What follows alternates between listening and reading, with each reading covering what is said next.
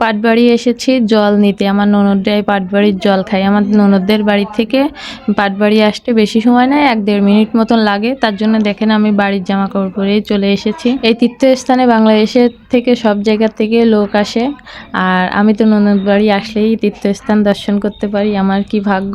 এখানে কত সুন্দর জায়গাটা, নতুন এই যে মন্দিরটাও করেছে, দেখতে অনেকটাই সুন্দর। আসলে মন প্রাণ জুড়িয়ে যায়, যেহেতু আরও তীর্থস্থান।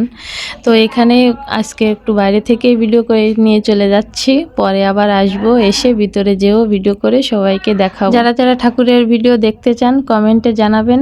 আজকে আমার ক্যামেরাম্যানরা কেউ এখানে আসেনি, তার জন্য আমি একা একাই ভিডিও করে নিয়ে যাচ্ছি।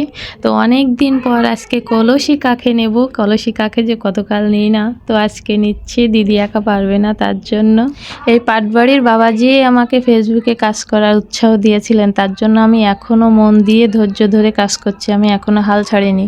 এবার আসে হয়তো বাবাজির সাথে দেখা হবে না, যেহেতু বাবাজি এখানে নেই, তার জন্য মনটা একটু খারাপ লাগছিল। তো ভিডিওটা কেমন লাগলো জানাবেন বন্ধুরা।